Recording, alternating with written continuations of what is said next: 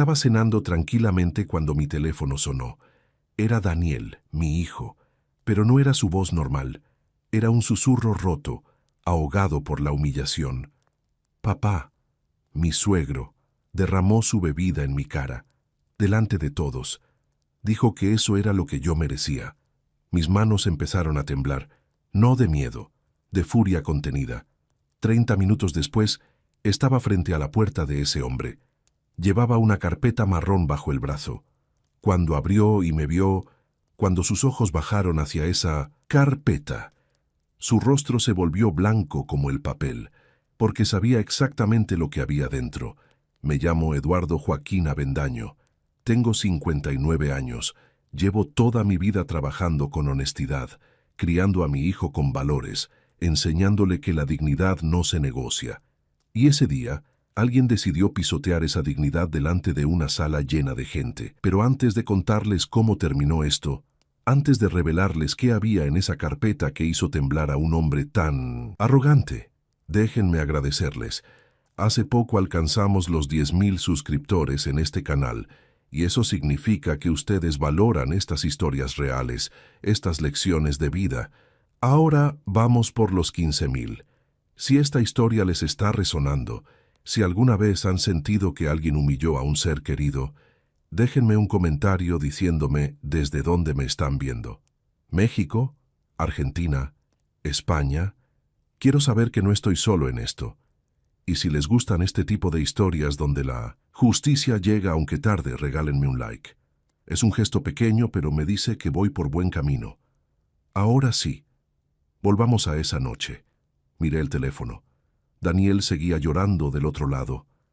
Mi hijo, mi único hijo, el hombre que crié para ser fuerte, honrado, trabajador, y alguien acababa de destrozarlo públicamente. ¿Dónde estás?, le pregunté, con la voz más calmada que pude reunir. En el auto. No pude quedarme ahí, papá. María está adentro todavía, tratando de calmar a su familia. Yo solo tuve que salir. Respira, Daniel, escúchame bien. No vuelvas ahí esta noche, vete a casa, yo me encargo. Papá, no hagas nada de lo que puedas arrepentirte. Sonreí, una sonrisa amarga. No voy a arrepentirme de nada, hijo. Colgué. Me levanté de la mesa.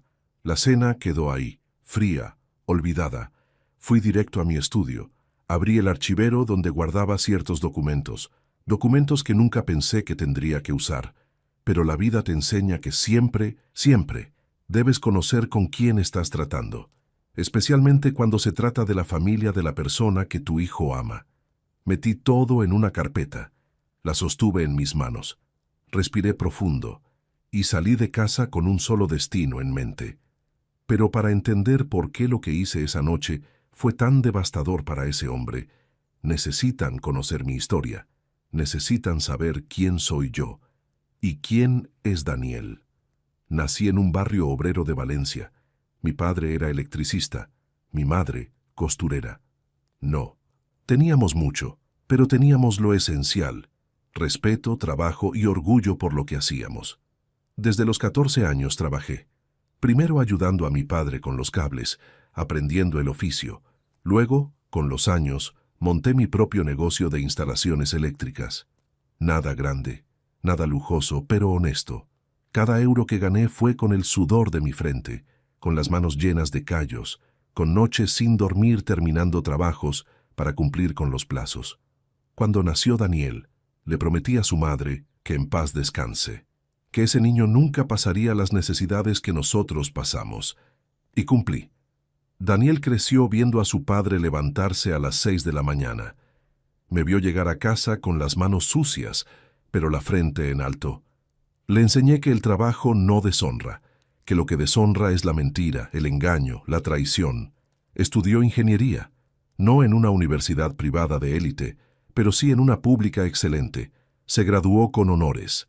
Consiguió trabajo en una empresa de energías renovables. No ganaba millones, pero ganaba bien. Y lo más importante, era feliz. Yo estaba orgulloso. Tan orgulloso que a veces se me llenaban los ojos de lágrimas cuando lo veía con su traje, yendo a trabajar, siendo un profesional respetado. Entonces conoció a María. Fue en un congreso de energía sostenible en Madrid. Ella trabajaba en el departamento de comunicación de una empresa del sector. Era inteligente, guapa, educada. Y Daniel se enamoró como solo los avendaños sabemos enamorarnos, con Indus en todo.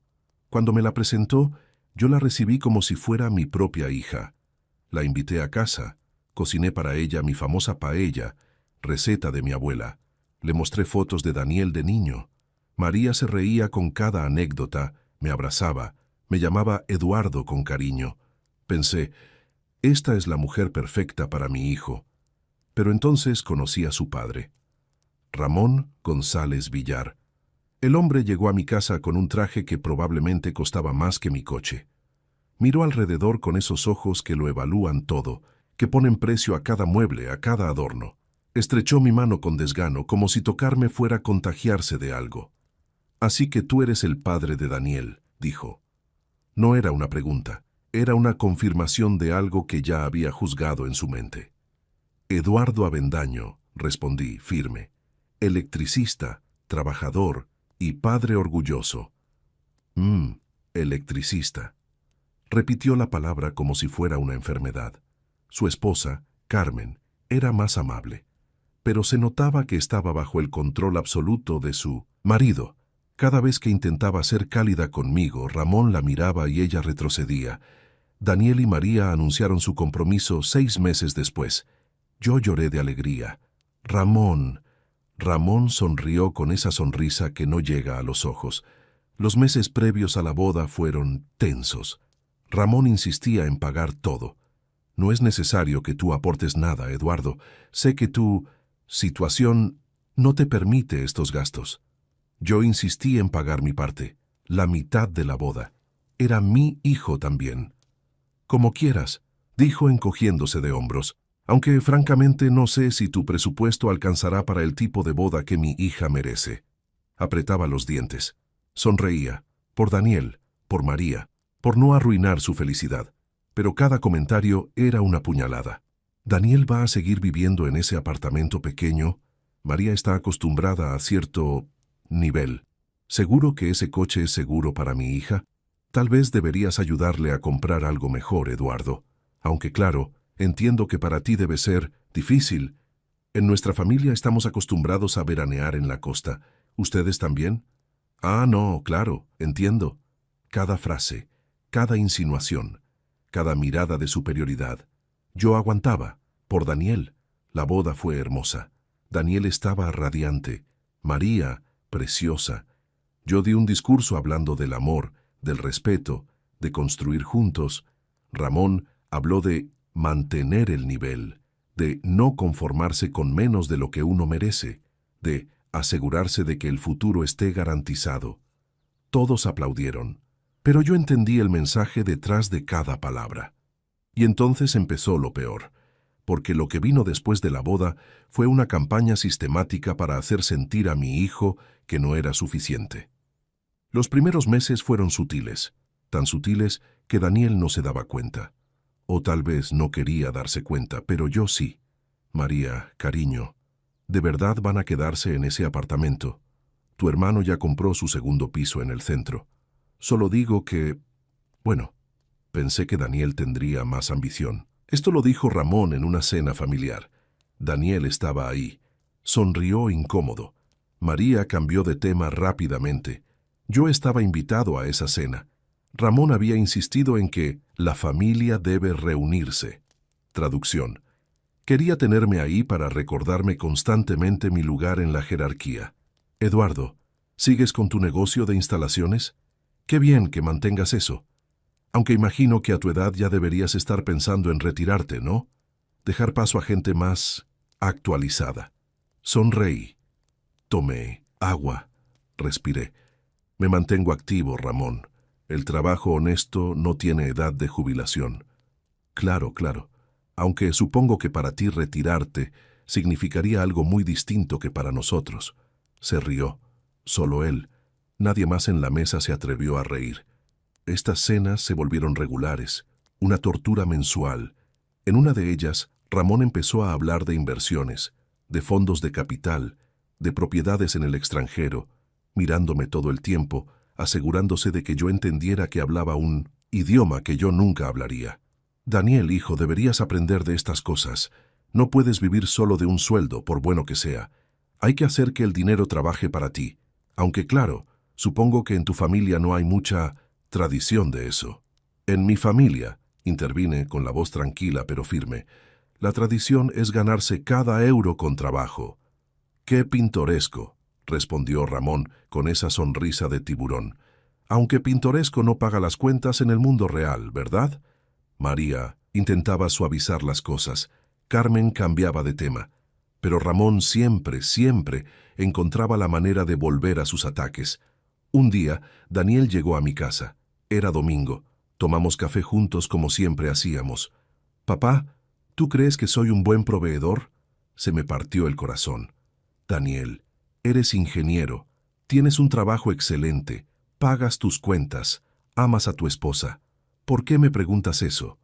«Es que Ramón dice cosas, y María a veces menciona que su hermano gana más, que tiene más, y yo me esfuerzo, papá, pero siento que nunca es suficiente para ellos». Le puse la mano en el hombro. «Escúchame bien, tú no tienes que ser suficiente para ellos, tienes que ser suficiente para ti y para María. Y créeme, hijo, tú eres más que suficiente». «Pero papá, ¿y si tienen razón? ¿Y si debería estar ganando más? ¿Y si debería...?» «No», lo interrumpí. «No dejes que ese hombre te haga dudar de tu valor. ¿Me oyes? Tu valor no está en tu cuenta bancaria». Pero vi en sus ojos que las palabras de Ramón ya habían plantado semillas de duda. Las cosas empeoraron cuando María quedó embarazada. Debería haber sido el momento más feliz, y lo fue, hasta que Ramón se involucró. «Voy a ser abuelo», anunció en la siguiente cena familiar, como si él hubiera sido quien logró el embarazo. «Por supuesto, ya hablé con el mejor obstetra privado de Valencia, y tengo contactos en las mejores clínicas. María, cariño, no te preocupes por nada. Papá se encarga de todo». Daniel intentó intervenir. «Ramón, nosotros ya tenemos seguro médico excelente. El bebé va...». «Seguro médico público, supongo». Ramón lo cortó. «Daniel, hijo, cuando se trata de Mica, hija, y mi nieto, no vamos a conformarnos con lo básico. Carmen, coordina con el doctor Salazar. Y búscale a María una nutricionista privada también». «Ramón, de verdad, ¿no es necesario?». «Claro que es necesario. Alguien tiene que asegurarse de que mi nieto tenga lo mejor, ya que tú...». Dejó la frase colgando. No hacía falta terminarla. Yo estaba sentado al otro lado de la mesa, mirándolo todo, sintiendo cómo mi hijo se encogía cada vez más. Esa noche, de regreso a casa, llamé a Daniel. «Hijo, esto no puede seguir así. Ese hombre te está destruyendo». «Papá, lo hace porque quiere a María, porque quiere lo mejor para su hija». «No, Daniel, lo hace porque disfruta haciéndote sentir inferior. Hay una diferencia». Silencio al otro lado. «Dame tiempo, papá. Voy a hablarlo con María». Pero el tiempo solo hizo que las cosas escalaran. Ramón empezó a ofrecer ayuda económica, un préstamo para mejorar el apartamento, un regalo para comprar un coche más grande apropiado para una familia. Cada ayuda venía con un precio invisible, la dignidad de Daniel. Y Daniel, por amor a María, por querer darle lo mejor, por no querer ser visto como insuficiente, empezó a aceptar. Yo veía cómo mi hijo se convertía en una versión menor de sí mismo. Cómo dejaba de hablarme de sus logros en el trabajo porque no eran tan impresionantes. Cómo dejó de invitarme a cenas porque no quería que Ramón dijera algo que me molestara. Mi hijo me estaba protegiendo a mí, cuando debería ser yo quien lo protegiera a él. Y entonces llegó el cumpleaños de María. Ramón organizó una cena. «Íntima», dijo, «solo familia cercana y algunos amigos importantes de los González». Yo fui invitado, no porque Ramón quisiera que estuviera ahí, sino porque sería demasiado obvio excluir al padre del esposo. Esa noche todo cambiaría. Porque lo que Ramón hizo en esa cena cruzó todas las líneas, y yo, finalmente, dejaría de ser el hombre paciente que aguanta todo por mantener la paz. La casa de Ramón parecía un museo. Todo era caro, frío, diseñado para impresionar más que para vivir. Llegué con un ramo de flores para María y una botella de vino decente. No del más caro, pero tampoco del barato. Algo apropiado. Ramón miró la botella como si le hubiera llevado vinagre. ¡Qué detalle, Eduardo! Lo pondremos con las otras bebidas. Énfasis en otras, como si la mía no calificara como bebida real. Había unas 20 personas, familia, amigos de los González, algunos socios de negocios de Ramón. Daniel y María estaban en el centro, ella radiante con su vestido elegante, él con traje pero claramente incómodo. La cena transcurrió normalmente al principio. Comida exquisita, vino caro, no el mío, obviamente. Conversaciones sobre negocios, inversiones, viajes a lugares exóticos. Yo escuchaba, participaba poco, no tenía mucho que aportar en conversaciones sobre yates y casas de verano en Mallorca. Entonces llegó el momento de los brindis. Ramón se levantó con su copa. Todos guardaron silencio. Queridos amigos, familia, hoy celebramos a mi princesa María. 30 años de orgullo, de logros, de ser exactamente la hija que cualquier padre desearía. Miró a María con genuino amor. Al menos en eso era real. Y también celebramos su matrimonio con Daniel. 1 año ya. Pausa. 1 año de ajustes, de aprendizaje, de entender lo que significa formar parte de esta familia. Algo en su tono me puso alerta.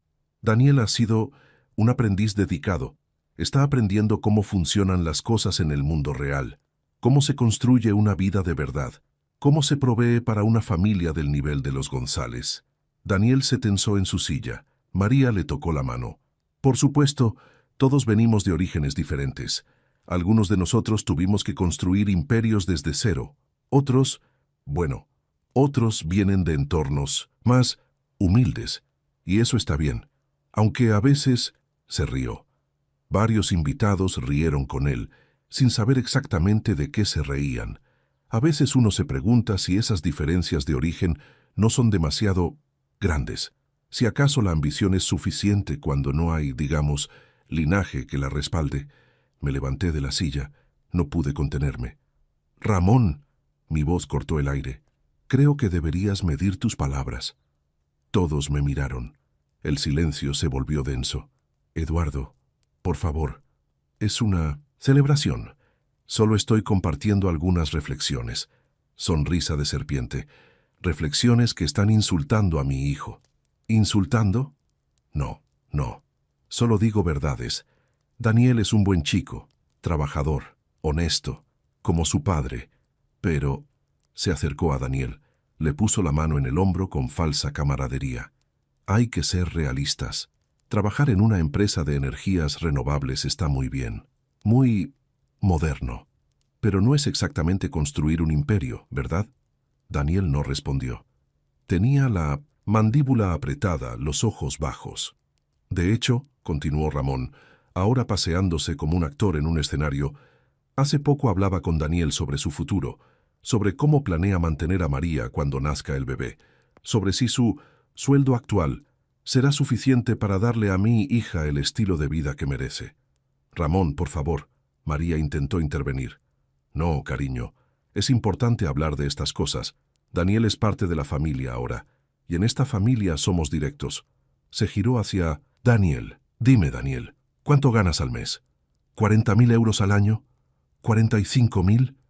El silencio era insoportable. 42.000, murmuró Daniel. Ramón soltó una carcajada cruel, amplificada por el vino y la audiencia. 42.000. Hijo, yo gasto eso en 3 meses solo en el mantenimiento de mi coche. Más risas de algunos invitados incómodos. Me puse de pie. Ramón, basta. Pero Ramón estaba lanzado. Había bebido demasiado. O tal vez siempre había querido hacer esto y el alcohol solo le dio el valor. Eduardo, siéntate. Esto es entre Daniel y yo, porque alguien tiene que decirle la verdad a este chico. Alguien tiene que hacerle ver que trabajar duro en un sueldo mediocre no va a Papá, por favor. María se levantó con lágrimas en los ojos. Daniel también se levantó. Temblaba, de vergüenza, de rabia contenida. Ramón, creo que deberíamos terminar aquí la... ¿Terminar? Pero si apenas estamos empezando... Mira, Daniel, te voy a decir lo que realmente pienso. Ramón tomó su copa de vino. Se acercó a Daniel. Cara a cara. Creo que mi hija cometió un error contigo. Creo que se dejó llevar por el romanticismo de un chico trabajador y honesto, sin ver que eso no paga las cuentas. Creo que vas a ser una carga para ella. Y creo... levantó su copa. Creo que esto es lo que realmente mereces por no estar a la altura. Y derramó el vino tinto sobre la cara de Daniel. El líquido oscuro cayó por su rostro, manchó su camisa blanca, goteó al suelo. Nadie se movió, nadie respiró. Daniel estaba paralizado con los ojos cerrados, el vino deslizándose por sus mejillas como lágrimas rojas. Eso, dijo Ramón con una sonrisa satisfecha, es lo que pasa cuando juegas en ligas que no te corresponden. María gritó. Carmen se desmayó en su silla. Los invitados murmuraban horrorizados. Y Daniel, mi hijo, mi único hijo. Abrió los ojos, me miró, y salió corriendo de la casa. Yo fui tras él. Ramón me gritó algo. No lo escuché. No me importó. Encontré a Daniel en su coche, llorando con las manos en el volante. Así fue como recibí esa llamada. No estaba en mi casa cenando. Estaba ahí. Lo vi todo. Y en ese momento supe exactamente qué iba a hacer. Ayudé a Daniel a limpiarse. Le di mi chaqueta. Lo abracé mientras lloraba en el estacionamiento, lejos de esa casa maldita. Papá, nunca me había sentido tan pequeño, tan inútil. Escúchame bien, Daniel. Tú no eres pequeño. Tú no eres inútil. Ese hombre es un tirano que disfruta humillando a los demás para sentirse grande. Pero se acabó. ¿Me oyes? Se acabó. ¿Qué vas a hacer? Miré hacia la casa. Las luces seguían encendidas. Podía ver las siluetas de la gente adentro, probablemente comentando lo sucedido, probablemente divididos entre los que pensaban que Ramón se había pasado y los que secretamente estaban de acuerdo con él. Voy a hacer lo que debía hacer hace mucho tiempo. Voy a enseñarle a ese hombre que no se mete con los avendaño sin consecuencias. Papá, no hagas nada violento. No vale la pena. Yo solo necesito irme a casa. No voy a tocarlo, te lo prometo, pero sí voy a tocarlo donde más le duele. Daniel me miró confundido. Le dije que fuera a casa, que descansara, que hablara con María. Ella salió corriendo detrás de él minutos después, llorando, disculpándose por su padre. Yo me quedé ahí, esperando a que los invitados se fueran, esperando a que la casa se vaciara, esperando el momento correcto. Pero primero tenía que ir a casa, porque lo que necesitaba no lo llevaba conmigo. Conduje en silencio, las manos firmes en el volante, la mente fría, calculadora. La gente piensa que la venganza es caliente, explosiva, impulsiva, pero la venganza real, la que duele, la que deja marca, esa es fría, esa se planea. Y yo había estado planeando esto desde hace meses, sin saberlo, sin querer admitirlo, porque cuando Daniel empezó a traer a María a casa, cuando me habló de su familia, cuando mencionó que su futuro suegro era Ramón González Villar, ese nombre me sonó, muy familiar. Así que hice lo que cualquier padre precavido haría. Investigué. Nada ilegal, nada oscuro. Solo busqué, pregunté. Hablé con gente que conocía gente. Revisé registros públicos. Leí artículos viejos de periódicos. Conecté puntos. Porque Ramón González no siempre fue el magnate respetable que presumía ser. Y yo lo sabía. Llegué a casa. Fui directo a mi estudio. Abrí el archivero. El tercer cajón.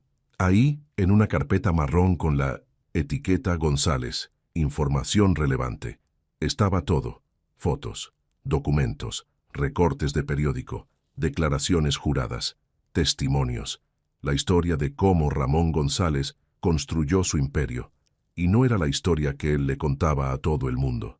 Ramón presumía de ser un self-made man, de haber construido su empresa de la nada con trabajo duro y visión empresarial. Mentira.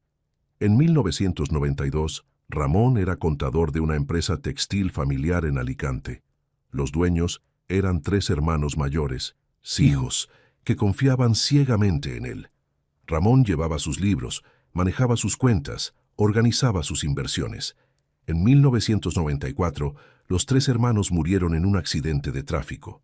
Trágico, terrible, y Ramón, milagrosamente, apareció como beneficiario del 60% de la empresa en un testamento recientemente actualizado. La familia extendida intentó impugnar el testamento. Decían que era falso, que los hermanos jamás habrían dejado su legado a un empleado, que había irregularidades. Pero Ramón tenía buenos abogados, mejores que los de ellos. El caso se arrastró por 3 años. Al final, llegaron a un acuerdo extrajudicial. Los familiares recibieron una suma menor. Ramón se quedó con la empresa. Vendió la empresa textil por una fortuna en 1998. Con ese dinero fundó su actual imperio inmobiliario. Todo legal, técnicamente. Pero yo tenía copias de las declaraciones originales de los familiares. Tenía testimonios de empleados que estaban ahí en ese tiempo. Tenía correos electrónicos viejos. Sí, existían en los 90, que mostraban que Ramón había estado presionando a los hermanos para actualizar su testamento meses antes del accidente. Tenía incluso el testimonio de un notario retirado que en su lecho de muerte años después confesó a su familia que había sido presionado para autenticar documentos con fechas irregulares. Su familia nunca hizo nada con esa información, hasta que yo la encontré. No era suficiente para llevarlo a la cárcel. Habían pasado más de 30 años. Los estatutos de limitación habían expirado. Los principales involucrados estaban muertos. Pero sí era suficiente para destruir su reputación, para mostrarle al mundo que el gran Ramón González, el magnate respetado, el filántropo, el hombre que miraba a todos por encima del hombro, había construido su fortuna sobre la tumba de 3 ancianos y el dolor de sus familiares. Metí todo en la carpeta. La cerré. La sostuve contra mi pecho. «Esto es por ti, Daniel», susurré. Eran las 11 de la noche cuando volví a la casa de Ramón. Los invitados se habían ido. Solo quedaban 2 coches, el de Ramón y el de Carmen. Toqué la puerta. Carmen abrió. Sus ojos estaban rojos de llorar. Cuando me vio, retrocedió. «Eduardo, yo... lo siento tanto. Lo que Ramón hizo fue imperdonable. Yo no sabía que él iba... Necesito hablar con tu esposo. Él está borracho. Está en su estudio. Eduardo, por favor, déjalo para mañana. Cuando esté sobrio podemos... Ahora, Carmen». Algo en mi voz le hizo entender que esto no era negociable. Me dejó pasar. Caminé por esa casa de museo. Crucé el salón donde minutos antes mi hijo había sido humillado. La alfombra persa todavía tenía manchas de vino. Llegué al estudio. La puerta estaba entreabierta. Ramón estaba sentado en su sillón de cuero, con una copa de whisky en la mano, mirando por la ventana con una sonrisa satisfecha. Se veía orgulloso de sí mismo. Toqué la puerta. Entré sin esperar respuesta. Ramón se giró. Al verme, su sonrisa se amplió. «Eduardo, qué sorpresa. ¿Vienes a gritarme? A decirme que soy un monstruo. Ahórratelo. Ya escuché suficiente de Carmen. No vengo a gritarte. Entonces, ¿a pegarme? Por favor, no eres ese tipo de hombre. Eres demasiado civilizado para eso». Lo dijo como un insulto. Puse la carpeta sobre su escritorio. El sonido del golpe suave hizo que sus ojos se desviaran hacia ella. «¿Qué es eso?» «Ábrela». «Eduardo, no tengo tiempo para...» «Ábrela». El tono de mi voz lo detuvo. Por primera vez esa noche, algo parecido a la incertidumbre en su rostro. Dejó la copa, abrió la carpeta, y mientras leía la primera página, su rostro comenzó a cambiar. La sonrisa desapareció, el color se desvaneció, y por primera vez en todo el tiempo que lo conocía, Ramón González Villar sintió miedo real. Ramón pasaba las páginas, despacio al principio, luego más rápido. Sus manos comenzaron a temblar. Fotos de los hermanos Castellanos, Copias de los testamentos originales versus el actualizado. Declaraciones de los familiares, testimonios de empleados, correos electrónicos, el testimonio del notario, todo estaba ahí. 30 años de secretos cuidadosamente enterrados, ahora expuestos en papel. ¿Dónde conseguiste esto? Su voz ya no tenía esa arrogancia. Sonaba pequeña, asustada. No importa dónde lo conseguí, lo que importa es lo que voy a hacer con esto. Se levantó de golpe. Esto es historia antigua. Nada de esto es ilegal. Todo fue investigado en su momento. Todo fue ocultado con dinero y buenos abogados. Lo interrumpí. Pero nunca fue olvidado. Los familiares de los hermanos Castellanos siguen vivos, Ramón. Sus hijos, sus nietos. Algunos de ellos son periodistas ahora. Uno de ellos trabaja en El País, otro en La Vanguardia. Su rostro palideció aún más. ¿Sabes qué pasa cuando una historia como esta llega a manos correctas? Cuando se publica con todos estos documentos de respaldo. Cuando el público descubre que el gran Ramón González, el filántropo que dona a hospitales y escuelas, construyó su fortuna robando la herencia de 3 ancianos. Yo no robé nada. Todo fue legal. Pero no fue ético, no fue honesto. Y en la corte de la opinión pública, Ramón, eso es lo único que importa. Se dejó caer en su silla. Por primera vez lo vi como lo que realmente era. Un hombre viejo, asustado, aferrado a una reputación construida sobre mentiras. ¿Qué quieres? ¿Dinero? ¿Cuánto? Me reí. Una risa amarga. ¿Dinero? ¿Crees que esto es por dinero? Ramón, acabas de humillar a mi hijo delante de 20 personas. Le derramaste vino en la cara. Le dijiste que no vale nada. ¿Y piensas que puedes comprarme con dinero? Entonces, ¿qué? ¿Qué quieres? Me acerqué a su escritorio. Me incliné hasta que nuestros rostros estuvieron a centímetros. Quiero que sientas exactamente lo que hiciste sentir a Daniel. Quiero que sepas cómo se siente ser pequeño, ser vulnerable, estar a merced de alguien más poderoso que tú. Eduardo, por favor. Mañana a las 10 de la mañana vas a llamar a Daniel. Vas a disculparte. No una disculpa tibia, una disculpa real, completa, humilde. Vas a admitir que te equivocaste, que lo que hiciste fue cruel e injustificado, y vas a hacerlo delante de Carmen y María. Yo puedo hacer eso. Sí. Lo llamaré mañana mismo. No terminé. Levanté un dedo. 2. Vas a llamar a cada persona que estuvo en esa cena hoy, una por una, y les vas a explicar que lo que hiciste fue inaceptable, que Daniel es un hombre trabajador y honorable, y que tú en tu arrogancia borracha lo trataste injustamente. Tragó saliva. Eduardo. 3. Nunca más vas a hacer un comentario despectivo sobre Daniel, sobre su trabajo, sobre sus ingresos o sobre cualquier aspecto de su vida. Vas a tratarlo con el respeto que merece como esposo de tu hija y padre de tu nieto. Está bien, lo haré, todo lo que digas. Y 4, tomé la carpeta, la sostuve en alto. Si alguna vez, vuelves a humillar a mi hijo, si lo tratas con desprecio, si haces que se sienta menos de lo que es, esta carpeta llega a los periódicos, a todos, El País, La Vanguardia, El Mundo, ABC. Y créeme, Ramón, estarán encantados de publicar la historia del magnate que construyó su imperio sobre cadáveres. No puedes hacerme esto. Claro que puedo, y lo haré, porque a diferencia de ti, yo protejo a mi familia, no la destruyo para sentirme importante. Se cubrió la cara con las manos, empezó a llorar, lágrimas reales, de mi miedo, de vergüenza, de la comprensión repentina de que había cruzado una línea de la que no había retorno. Carmen entró en ese momento. Nos vio, yo de pie, firme, con la carpeta, Ramón hundido en su silla, llorando. ¿Qué está pasando? Tu esposo y yo hemos llegado a un entendimiento, Carmen. ¿Verdad, Ramón? Él asintió sin levantar la cabeza. Mañana a las 10, Ramón llamará a Daniel para disculparse, y luego llamará a cada invitado de hoy para rectificar lo que hizo. Después de eso, nunca más habrá problemas entre nuestras familias. ¿Me explico? Carmen me miró. Luego miró a su esposo. y lentamente, para mi sorpresa, asintió. Me parece justo. Carmen. Ramón levantó la cabeza. No, Ramón. Eduardo tiene razón. Lo que hiciste hoy fue imperdonable. Ese pobre chico. Daniel nunca te hizo nada.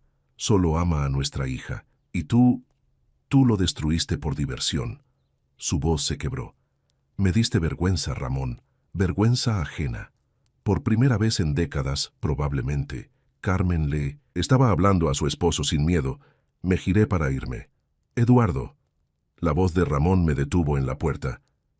¿Cómo supiste? ¿Cómo encontraste todo eso? Me volteé hacia él. Porque cuando mi hijo me dijo que se iba a casar con tu hija, hice lo que cualquier padre responsable haría. Investigué a la familia con la que mi hijo se estaba uniendo y descubrí que el hombre que miraba a mi hijo con desprecio era un fraude. No soy un fraude. Construí un imperio, trabajo duro, genero empleos. Todo eso es cierto, pero lo construiste sobre una mentira. Y esa mentira, Ramón, es tu talón de Aquiles. Recuérdalo cada vez que veas a Daniel, cada vez que sientas la tentación de mirarlo por encima del hombro. Salí de esa casa. El aire fresco de la noche nunca había sabido mejor. En el coche llamé a Daniel. Papá, ¿dónde estás? Acabo de salir de la casa de Ramón. Mañana a las 10 va a llamarte. Va a disculparse, de verdad, y va a cambiar su actitud. Te lo prometo. ¿Qué hiciste? Le mostré que incluso los reyes tienen secretos y que esos secretos pueden destruirlos. Silencio al otro lado. Luego, gracias, papá. No me agradezcas. Esto es lo que hacen los padres. Protegemos a nuestros hijos.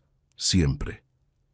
Y mientras conducía de regreso a casa, supe que había hecho exactamente lo correcto, porque a veces la justicia no viene de los tribunales, viene de conocer los secretos de tus enemigos y tener el coraje de usarlos.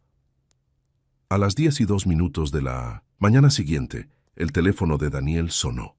Yo estaba ahí. Daniel me había pedido que fuera. María también estaba presente, nerviosa, con los ojos hinchados de tanto llorar la noche anterior. Daniel puso el teléfono en altavoz. ¿Daniel? La voz de Ramón sonaba quebrada, humilde, irreconocible. Aquí estoy. Yo quiero disculparme, de verdad. Lo que hice anoche fue imperdonable, inexcusable. Tú no merecías nada de lo que dije, nada de lo que hice. María se cubrió la boca. Lágrimas comenzaron a caer. Eres un buen hombre, Daniel. Trabajador, honesto. Amas a mi hija. Vas a ser un buen padre. Y yo fui un idiota arrogante que confundió el dinero con el valor, el éxito material con el éxito real. Ramón. Daniel intentó hablar, pero Ramón continuó. He llamado a cada persona que estuvo en esa cena. 23 llamadas. A cada uno le dije lo mismo, que me comporté como un tirano, que humillé a un hombre bueno por pura crueldad, que estaba borracho, pero eso no es excusa, y que si quieren seguir siendo mis amigos, tienen que saber la verdad, que tú vales 1000 veces más que yo. Daniel se quebró. Las lágrimas que había contenido desde anoche finalmente salieron. Te pido perdón, Daniel, como suegro, como hombre, como ser humano. Perdóname. María tomó el teléfono. Papá, ¿de verdad lo sientes? Con toda mi alma, cariño. Y si Daniel puede perdonarme, prometo que nunca más volverá a pasar. Lo juro por tu vida, por la vida de mi nieto. Daniel miró hacia mí. Yo asentí. Te perdono, Ramón, pero las cosas tienen que cambiar realmente. Cambiarán, te lo prometo, cambiarán. Cuando colgaron, Daniel me abrazó, lloró en mi hombro como cuando era niño y se caía de la bicicleta. Gracias, papá. No sé qué le dijiste, qué le hiciste, pero gracias. No tienes que saberlo, solo tienes que saber que nadie humilla a un avendaño sin consecuencias. María nos abrazó a ambos. Eduardo, yo lo siento tanto. Mi padre.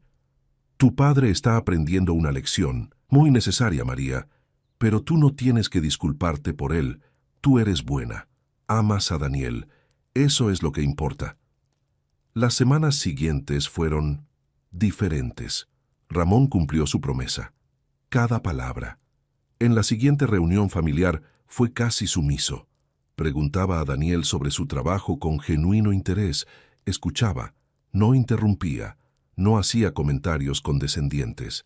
La primera vez que volvimos a sentarnos a la mesa juntos, había una tensión palpable. Ramón me miró cuando llegué. Había algo en sus ojos que nunca había visto antes. Respeto genuino mezclado con miedo residual. «Eduardo, pasa, por favor». Me ofreció el asiento principal. Yo lo rechacé cortésmente y me senté al lado de Daniel. Durante esa cena, Ramón hizo algo que jamás pensé que vería. Pidió consejo a Daniel sobre un proyecto de energía renovable que su empresa estaba considerando. No era condescendencia, no era teatro, era genuino. «En serio, Daniel, tú trabajas en este campo. ¿Crees que vale la pena invertir en paneles solares para nuestros edificios comerciales?» Daniel, sorprendido pero confiado, comenzó a explicar. Ramón tomaba notas, hacía preguntas, escuchaba cada palabra. Carmen me confesó en privado después de esa cena que nunca había visto a su esposo así. «Le diste miedo, Eduardo, miedo real. ¿Qué tenías en esa carpeta?» «La verdad, Carmen, solo la verdad. Vas a usarla. Eso depende de Ramón. Nunca tuve que usarla. El cambio fue real, no perfecto, porque la gente no cambia de la noche a la mañana, pero real.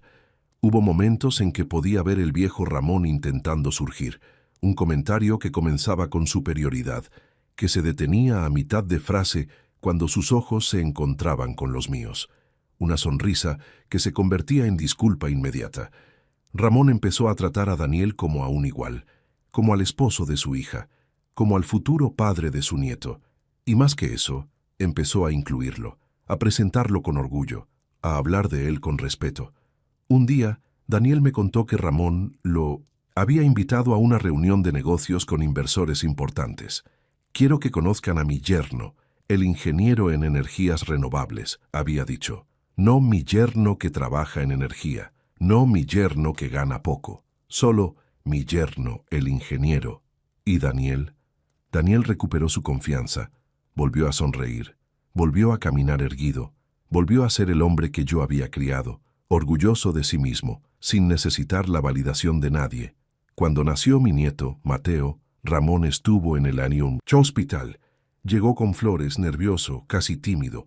Me vio entrar con Carmen. Por un momento hubo tensión. El pasado flotaba entre nosotros como un fantasma. Luego extendió su mano. «Eduardo, abuelos». Estreché su mano. Firme. «Abuelos». No nos hicimos amigos. Nunca lo seríamos. Pero encontramos un entendimiento, un respeto mutuo basado en la comprensión de que ambos amábamos a las mismas personas, que ambos queríamos lo mejor para ese bebé que acababa de llegar al mundo. Cuando sostuve a Mateo por primera vez, miré a Daniel y vi en sus ojos algo que me llenó de orgullo infinito. Paz. Ya no había duda. Ya no había inseguridad. Solo había un padre feliz, sosteniendo a su hijo, rodeado de gente que lo amaba y respetaba. Hace 2 semanas, Daniel vino a casa. Trajo a Mateo, que ahora tiene 6 meses y es la luz de mi vida. Estábamos en el jardín, viendo al bebé intentar gatear en la hierba. El sol de la tarde caía suave sobre nosotros. «Papá, nunca me contaste qué tenías en esa carpeta, y nunca lo haré. ¿Era realmente tan malo? ¿Era suficiente? ¿Vas a guardarlo para siempre?» Pensé en eso, en la carpeta que seguía en mi archivero, en el mismo lugar donde la guardé esa noche, en los secretos que contenía, en el poder que representaba. La voy a guardar hasta que esté seguro de que nunca la necesitaré, hasta que sepa que Ramón entiende que el respeto no se compra, se gana y se pierde en un instante si no se cuida. Daniel asintió pensativo. Luego sonrió, una sonrisa llena de admiración. «Sabes, me di cuenta de algo. Durante todos esos meses en que Ramón me hacía sentir pequeño, tú nunca me dijiste, te lo dije. Nunca me reclamaste por no haber escuchado tus advertencias. Nunca me hiciste sentir que había sido ingenuo o tonto. Porque eso no es lo que hacen los padres, hijo. Los padres apoyan, protegen y cuando es necesario, luchan por los suyos sin importar el costo. Me enseñaste algo importante, papá. Algo que nunca voy a olvidar. Me enseñaste que la verdadera fuerza no está en gritar o pelear, no está en los puños o en la violencia, está en saber exactamente dónde golpear para que duela, sin tener que levantar un dedo. Está en la inteligencia, en la preparación, en conocer a tus adversarios mejor de lo que ellos se conocen a sí mismos. La información es poder, Daniel, y usada correctamente, con ética pero con firmeza, es la forma más pura de justicia. Mateo finalmente logró gatear 2 pasos completos. Los dos aplaudimos como si hubiera ganado una medalla olímpica. Daniel lo levantó, lo abrazó, le besó la frente. Voy a criarlo así, papá, con tus valores, con tu fortaleza, con esa dignidad inquebrantable que tú me enseñaste, para que sepa que no importa cuánto dinero tengan otros, no importa qué títulos tengan, no importa qué poder aparenten, lo que importa es el carácter, la integridad, la capacidad de defender lo que es correcto. Se me llenaron los ojos de lágrimas. A mis 59 años, después de todo lo vivido, ese momento fue uno de los más hermosos de mi vida. Entonces habré hecho mi trabajo correctamente, hijo. Entonces todo habrá valido la pena.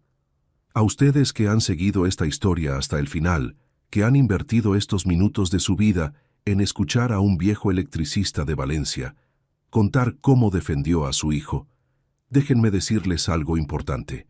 Habrá gente en su vida que intentará hacerlos sentir pequeños, jefes, familiares políticos, competidores, personas que usarán su dinero, su posición, su poder aparente para humillarlos, para hacerlos creer que no son suficientes, que no merecen respeto, que deberían conocer su lugar. No los crean, ni por un segundo. Su valor no está en su cuenta bancaria, no está en el coche que conducen o la casa donde viven, no está en el título de su tarjeta de presentación, está en su carácter, en su honestidad, en su capacidad de amar y ser amados, en su integridad cuando nadie está mirando, en su fortaleza para defender a quienes aman. Y si alguien intenta destruirlos, si alguien cruza la línea, si alguien humilla a las personas que ustedes aman, recuerden esta historia. Recuerden que todos tienen secretos, todos tienen puntos débiles, todos tienen algo que temen que el mundo descubra. Y a veces la mejor venganza no es la violencia ni los gritos, es simplemente mostrarles que ustedes conocen la verdad. Esa verdad que tanto miedo les da que salga a la luz. La carpeta sigue en mi archivero. Tercer cajón. Etiquetada. Intacta. Probablemente nunca la usaré. Probablemente Ramón se llevará sus secretos a la tumba sin que nadie más los conozca jamás. Pero él sabe que yo sé. Él sabe que con una sola llamada, con una sola visita a un periódico, su reputación de 30 años se derrumbaría como un castillo de naipes. Y eso es suficiente para mantenerlo honesto, para mantenerlo humilde, para recordarle cada día que el respeto es algo que se debe dar para recibirlo. Si esta historia les tocó el corazón, si alguna vez han tenido que defender a alguien que aman contra un abusador poderoso, o si simplemente creen que la justicia existe, aunque a veces tarde en llegar, déjenme un comentario. Cuéntenme sus historias. Díganme desde qué rincón del mundo me están escuchando.